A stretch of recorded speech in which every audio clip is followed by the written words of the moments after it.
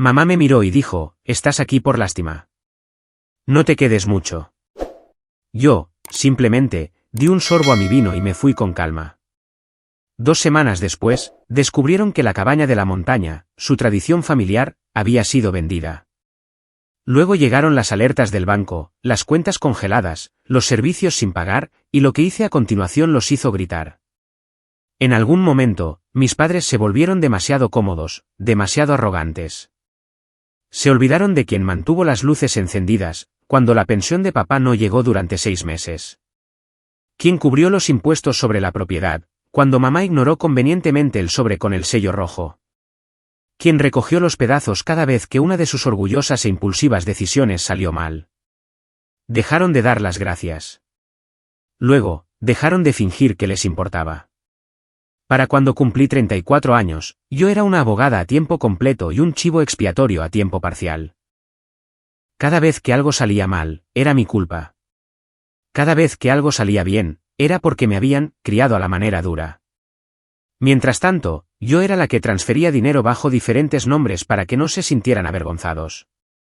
Yo era la que se tomaba tiempo libre sin sueldo para arreglar la fontanería de su supuesta cabaña de vacaciones, la cual también pagué para renovar. Les decían a sus amigos que a mí me iba bastante bien, mientras cobraban cheques con mi nombre en la línea del concepto. Luego llegó la cena. Un domingo, por supuesto, porque mamá insistía en que las cenas familiares no eran negociables, aunque ella ya casi nunca cocinaba. Era roast beef comprado en la tienda, puré de patatas de caja y una extraña ensalada de naranja que nadie tocó. Yo llevé vino. Siempre lo hacía. Costumbre, supongo. Emily también estaba allí, bebiendo sidra como si su vida no se hubiera desmoronado por completo después de que su novio se mudara a Montana con el perro de ambos, en el coche para el que ella había sido aval. Hablaron del tiempo, de política, de cómo los jóvenes de hoy simplemente no entienden la responsabilidad. Yo asentía, sonreía, esperaba. Entonces, de la nada, mamá dejó el tenedor y lo dijo. Estás aquí por lástima. No te quedes mucho. No dije nada, solo la miré a ella, y luego a papá, que ni siquiera se inmutó.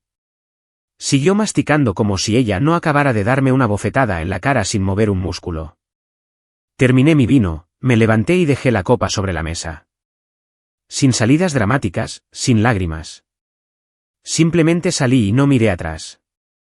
No llamaron. Pero 2 semanas después, la cabaña ya no estaba. Ni siquiera sabían que era mía. Años atrás, le había hecho firmar a papá una transferencia de propiedad cuando estaba entrando en pánico por problemas de impuestos. Le dije que la protegería, por si acaso. Él asintió y firmó, y nunca más preguntó. Así que la vendí, en silencio, limpiamente y de forma legal. Se enteraron cuando llamaron para hacer su reserva anual de otoño, y la mujer al otro lado de la línea dijo que el nuevo propietario la había denegado. Mamá pensó que era un error. Papá llamó al sheriff. Pensaron que alguien se la había robado. Tenían media razón. Luego empezaron las alertas del banco. La cuenta conjunta que usaban para pagar sus facturas había sido marcada, y congelada por actividad sospechosa. Esa actividad era yo, quitando mi nombre como CEO titular. Legalmente, tenía todo el derecho, pero causó el caos suficiente para congelar sus pagos automáticos. Las luces se cortaron, las facturas del agua estaban vencidas. De repente, la compañía de basura quería un depósito. Intentaron llamar. Dejé que sonara. Emily envió un mensaje de texto. ¿Qué estás haciendo? Respondí con una captura de pantalla de cada gasto importante que había pagado durante la última década. Su nombre estaba en 5 de ellos. No respondió después de eso. Pasó una semana antes de que papá dejara un mensaje de voz diciendo que estaba preocupado. Otra semana y mamá envió un correo electrónico preguntando si podía por favor aclarar esto.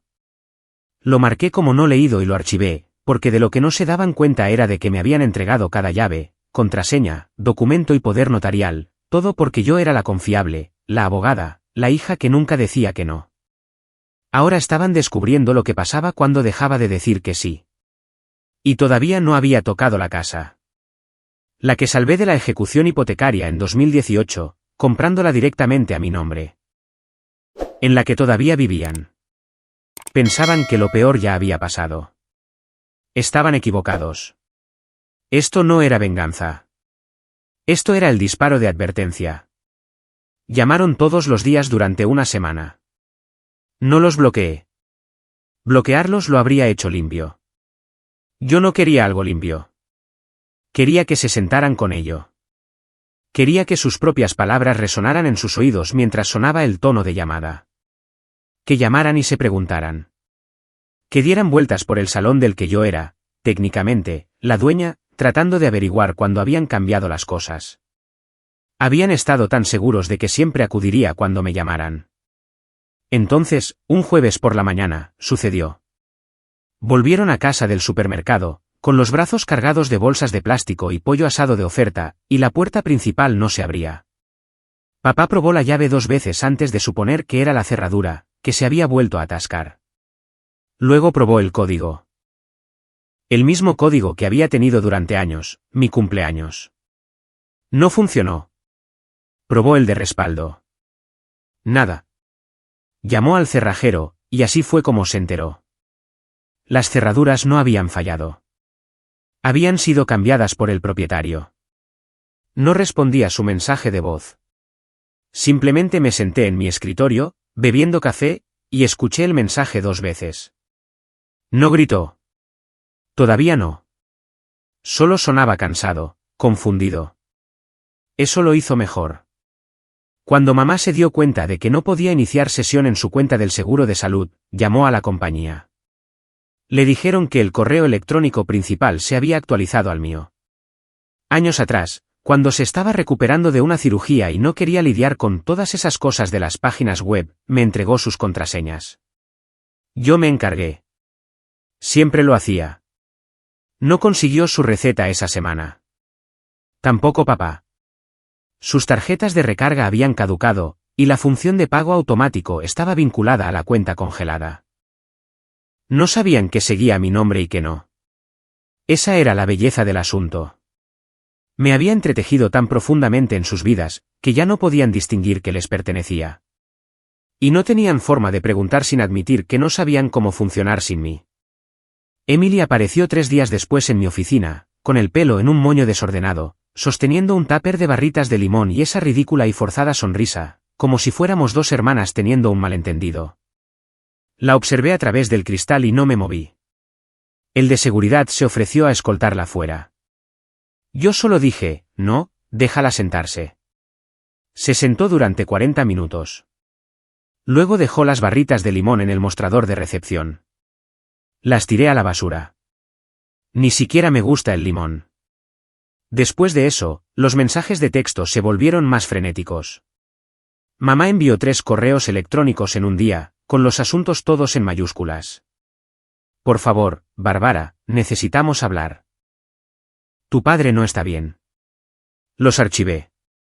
Luego, desactivé por completo las notificaciones de correo electrónico. Empezaron a intentar acceder al sistema de alarma. Lo había actualizado después de hacerme cargo de la hipoteca, instalando silenciosamente una nueva plataforma digital que funcionaba a través de mi aplicación. Ahora, cada vez que intentaban anularlo, el sistema los bloqueaba durante 5 minutos y luego se reiniciaba. A veces los bloqueaba por completo durante horas. Tenían que esperar en el coche, comiendo sándwiches de comida rápida, viendo cómo las luces de su propio porche parpadeaban a intervalos aleatorios. Sabía lo que estaba haciendo. Esto no era una espiral emocional. Tenía expedientes de casos apilados más altos que mi drama personal. Esto era metódico, porque lo que no entendían, lo que nunca parecieron entender, era que yo no era la débil. No era la hija sobrante a la que podían culpar para que se quedara.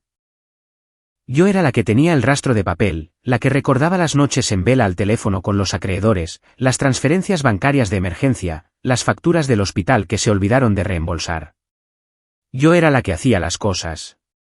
Y aún así, no había tocado la casa. Esa era la última pieza.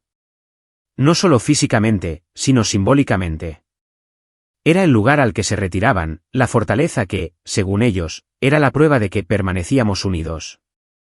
Pero yo sabía lo que había debajo de ese techo. Los años de frialdad, los comentarios sarcásticos, los insultos sutiles disfrazados de crianza. Que vivieran en ella un poco más. Que adivinaran cuándo caería el martillo. Porque la mejor parte del control no es usarlo todo de una vez. Es saber qué podrías, y elegir no hacerlo. Todavía no. La casa era la última pieza. Podría habérsela quitado hace un año, quizá 2, y no se habrían dado cuenta. Pero esperé. Quería que sintieran la diferencia entre ser intocable y ser olvidado. Todavía se veían a sí mismos como el centro de algo, un gran legado familiar construido sobre el orgullo y los domingos de roast beef. Nunca vieron lo que yo estaba haciendo como algo más que una fase. A sus ojos, yo solo estaba siendo dramática, emocional, demasiado sensible. Papá incluso le dijo a Emily que me estaba dando espacio, como si yo fuera una adolescente enfurruñada y no la razón por la que todavía tenían un techo sobre sus cabezas. De lo que no se daban cuenta era de que los papeles se habían firmado hacía meses. Todo lo que se necesitó fue un movimiento silencioso a través de mi bufete, tramitado por un amigo del Departamento de Bienes Raíces. Había transferido legalmente la escritura a una sociedad instrumental que yo controlaba, una que tenía mis iniciales al revés y un apartado de correos a 2 pueblos de distancia. Sin alertas, sin advertencias. Nunca lo comprobaron. ¿Por qué lo harían? Confiaron en mí, hasta que dejaron de hacerlo. Esperé hasta que vi que la cuenta bancaria finalmente llegaba a 0.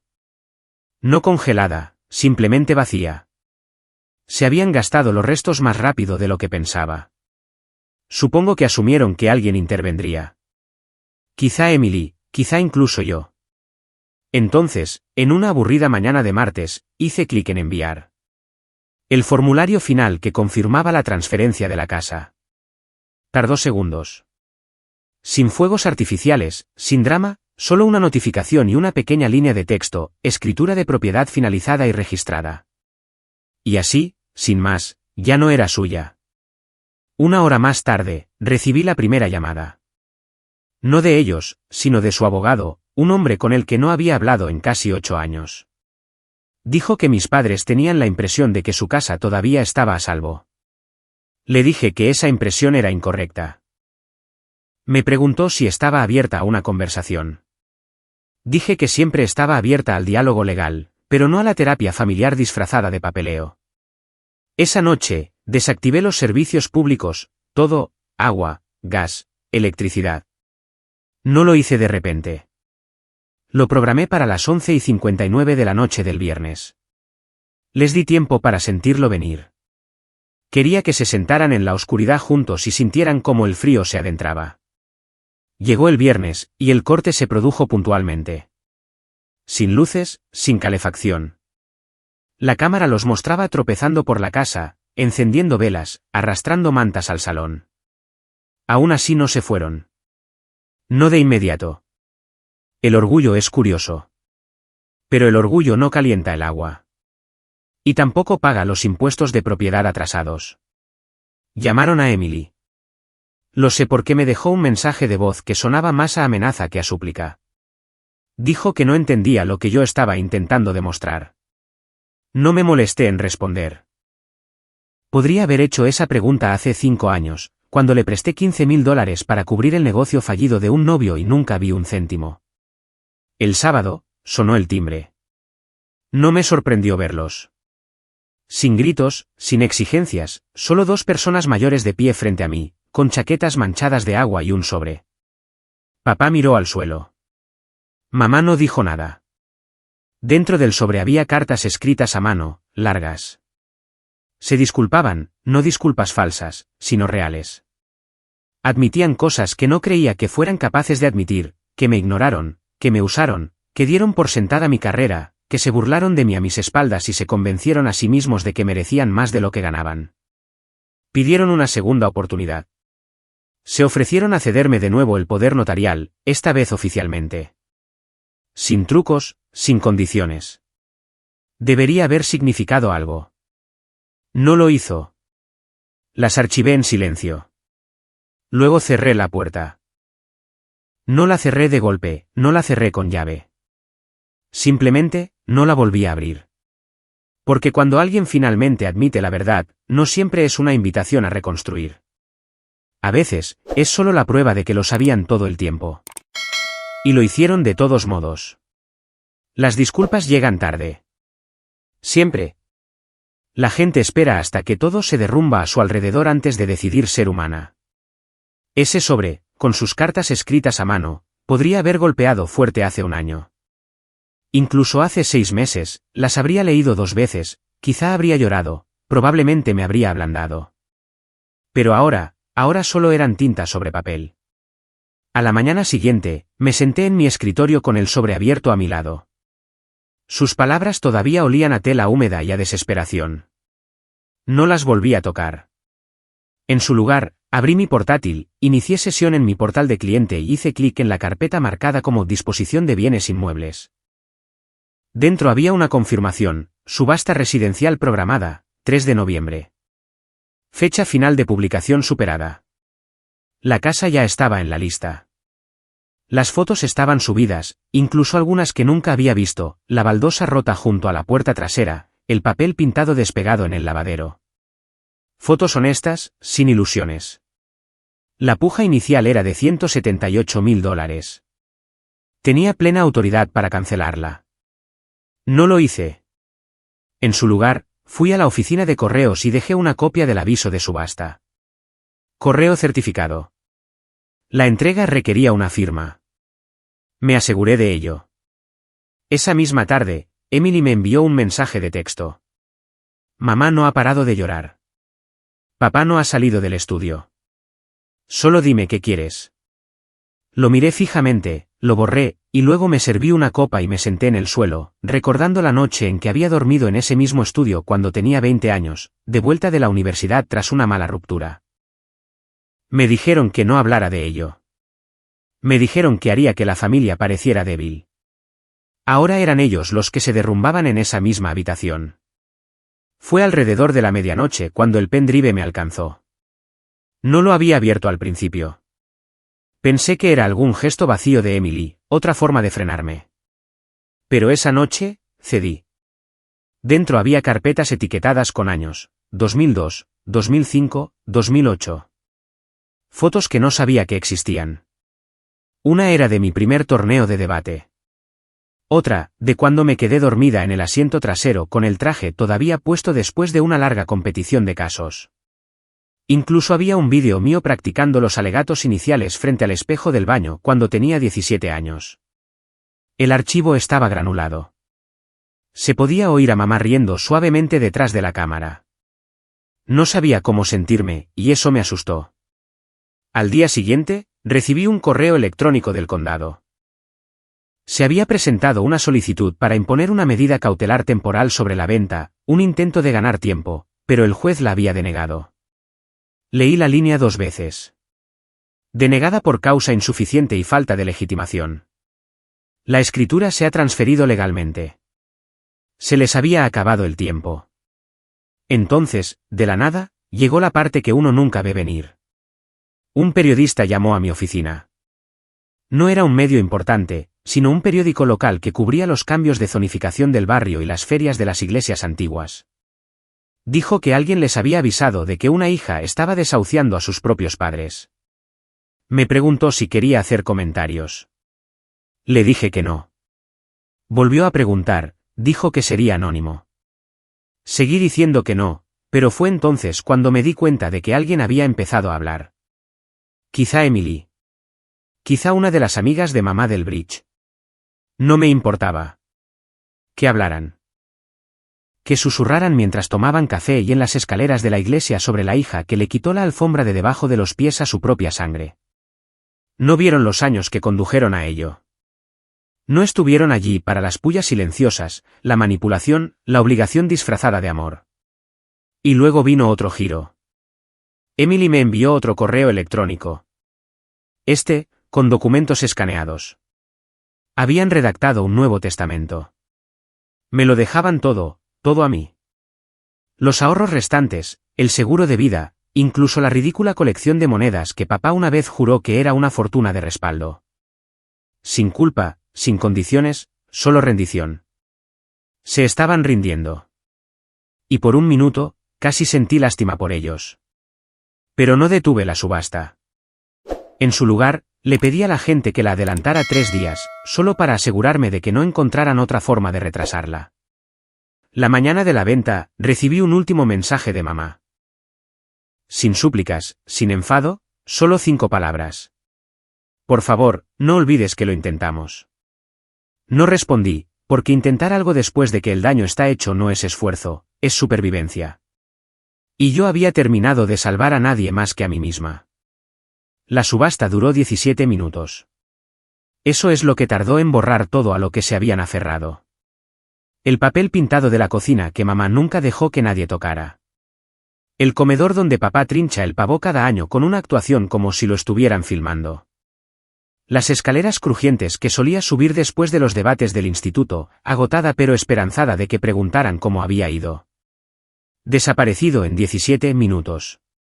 La puja ganadora fue de $231.500. La compró una joven pareja de Colorado. Recién casados, sin hijos todavía. Dijeron que querían abrir el espacio y darle un aire fresco. Les di mi total bendición. La casa merecía una historia diferente. No fui a la subasta en persona. La vi por internet, de pie en mi cocina, descalza, con el café frío en la encimera. Cuando llegó la puja final, no sonreí. No lloré. Simplemente me quedé mirando la pantalla hasta que se quedó en blanco. Luego volví a encender el teléfono. 7 llamadas perdidas. 3 de Emily, 4 de un número que no reconocí. Probablemente un abogado o un último intento desesperado de uno de sus amigos. No escuché los mensajes de voz. Ya sabía lo que decían. El camión de la mudanza apareció esa tarde, puntual. Me aseguré de ello. Los nuevos propietarios habían solicitado la posesión en 48 horas. Yo les di 36. Ya no intentaba ser cruel, solo eficiente. Se habían pasado una década haciéndome sentir como una nota a pie de página en sus vidas. Ahora eran ellos los que estaban empaquetados, esperando que alguien más pasara la página. Emily volvió a llamar. Esta vez, contesté. Dijo que mamá se negaba a salir del dormitorio de arriba, que papá estaba sentado en la acera, sosteniendo una pala de nieve aunque no había nevado en semanas. Dijo que estaban en silencio, no enfadados, solo atónitos. No dije nada. Después de un momento, me preguntó lo único para lo que no estaba preparada. ¿Estás bien? Casi me río. No porque fuera gracioso, sino porque era la primera vez que alguien de mi familia me preguntaba eso sin esperar algo a cambio. Colgué. No por despecho. Simplemente, no tenía una respuesta. Esa noche, entré en un bar en el que no había puesto un pie desde la Facultad de Derecho. Parecía más pequeño de lo que recordaba. Me senté en la parte de atrás, en la misma mesa en la que solía estudiar, pedí una bebida que ya no me gustaba y observé a desconocidos hablar de nada importante. Debería haber sentido nostalgia. No fue así. Se sintió como ver la vida de otra persona. Al día siguiente, llegó un sobre a mi oficina. Sin remitente, solo mi nombre en el frente, escrito con la letra de mi padre, la que solía intentar copiar cuando falsificaba su firma en los formularios del colegio. Dentro había 3 cosas. Primero, fotografías, una de papá sentado en el salón vacío sobre una caja de cartón, sosteniendo una lámpara desenchufada, una de mamá doblando su vestido de novia en una caja de almacenamiento transparente, una de la casa tomada desde la acera, con la puerta principal abierta de par en par, las ventanas oscuras. Luego, un cheque por valor de $27.340.61, el saldo restante de su cuenta de ahorros. Todo lo que les quedaba. Sin nota, sin explicación, solo el dinero. No lo cobré. Tampoco lo rompí. Lo deslicé en un cajón debajo de mi escritorio y lo cerré. Luego vino algo que nunca esperé. Una invitación. No formal, ni siquiera escrita en una tarjeta. Solo un trozo de papel de cuaderno arrancado, garabateado con la letra de mi madre. 7 de la tarde, trae vino si quieres. Siempre eres bienvenida. Sin por favor. Sin chantaje emocional. Sin frases manipuladoras. Solo una dirección, un apartamento de un dormitorio en las afueras de la ciudad. No me pidieron que los perdonara. No suplicaron. Simplemente abrieron una puerta y esperaron. No fui, pero tampoco la tiré. Me senté con ella, la miré más tiempo del que debería. Me pregunté qué tipo de personas se mudan de una casa de 4 dormitorios a un lugar tan pequeño que la mesa del comedor toca el sofá. Me pregunté si lloraron mientras empacaban. Y en medio de toda esa reflexión, me di cuenta de algo que no me había permitido admitir. Ya no los odiaba, pero tampoco los quería de vuelta. Porque esta versión de mí, la que no se inmuta ante el poder, la que duerme a través del silencio, la que no necesita aprobación ni permiso, no existía cuando vivía bajo su techo. Habían tenido su oportunidad. La agotaron. Y ahora, finalmente, yo también. Nunca fui a la cena. Me dije a mí misma que quizá iría al día siguiente, o al otro. Ensayaba lo que diría en el coche a veces, aparcada fuera de mi edificio por la noche, con las manos aún en el volante, solo por saber que podía hacerlo. Pero la verdad era que, cuantos más días pasaban, más fácil se hacía no ir. No insistieron. Ni una segunda invitación, ni mensajes cargados de culpa. Simplemente pararon. Esa fue la parte inesperada. Pensé que seguirían presionando, aferrándose. Pero no lo hicieron. Dejaron ir. Y, de alguna manera, eso se sintió más discordante que todos los gritos, todas las llamadas desesperadas, todo el pánico. Porque el silencio, el verdadero silencio, significa que la lucha ha terminado. No perdida, no ganada, simplemente terminada. El silencio era limpio. Clínico. Se coló en todo, mañanas con café intacto, tardes en las que me daba cuenta de que no había hablado con nadie fuera del trabajo en días. No más mensajes de cotilleos del grupo de bridge de mamá. No más recordatorios a medias de los planes de vacaciones. No más mensajes de voz de papá preguntando si podía echar un vistazo rápido a un documento que no entendía. Desaparecido.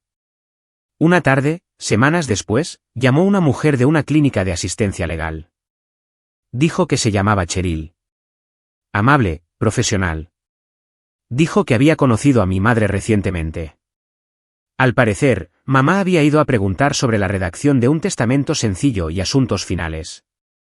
Nada complicado, ni fondos fiduciarios, ni cláusulas, solo claridad. Cheryl dijo que mamá me mencionó, no para quejarse, solo dijo casualmente algo como, si Bárbara alguna vez quiere volver a involucrarse, quiero asegurarme de que las cosas sean simples. Esa única frase se me quedó grabada más que nada, porque no era una invitación. No era una disculpa. Era la preparación para una vida que no me incluía. Y por una vez, no sonó como una amenaza. Sonó como aceptación.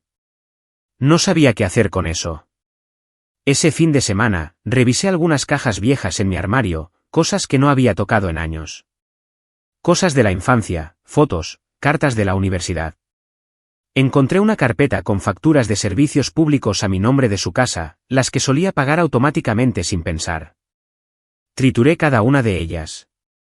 Y luego abrí el cajón del escritorio donde había guardado el cheque, los $27.340 con 61 céntimos que me habían dejado como una especie de penitencia simbólica. Lo saqué. Había empezado a curvarse por los bordes. No lo cobré, pero tampoco lo destruí. Lo metí en una caja de seguridad y la cerré. No porque lo necesitara, solo porque lo quería fuera de la vista, fuera del alcance. Como a ellos. Aproximadamente un mes después, volví a ver a Emily, esta vez saliendo de un banco. Parecía más delgada, quizá más cansada. Llevaba el pelo más corto. No me vio, y yo no la llamé. Éramos dos personas en la misma ciudad que no tenían nada que decir. Una semana después, recibí un último correo electrónico de ella. Asunto, se han ido. Sin cuerpo de mensaje, sin explicación, solo eso. Sabía lo que significaba. Se habían mudado, probablemente fuera del estado, en silencio. Sin fanfarrias, sin drama, solo un se han ido. Un día después, recibí un último sobre reenviado en mi oficina. Dentro había una breve nota mecanografiada. Bárbara, siempre estaremos localizables, pero no nos debes nada. Con cariño, mamá y papá. Eso fue todo. No escrita a mano, no emocional, solo una frase limpia que no pedía nada a cambio. Lo decían en serio. No respondí, porque no quedaba nada que decir. Ni explosión, ni reconciliación, solo el último aliento de algo que me había estado ahogando durante años, finalmente exhalado. Han pasado meses. El silencio se quedó. Mi vida es más tranquila. No más noticias de gente por la que solía desvivirme. No más cambiar mi agenda por llamadas que no quería atender. He tomado vacaciones sola. Me mudé de nuevo, esta vez a un lugar que siento mío. Algunos días pienso en ellos, no con ira, ni siquiera con tristeza, solo con distancia. El tipo de espacio que se tarda mucho en ganar. Solía pensar que necesitaría un cierre.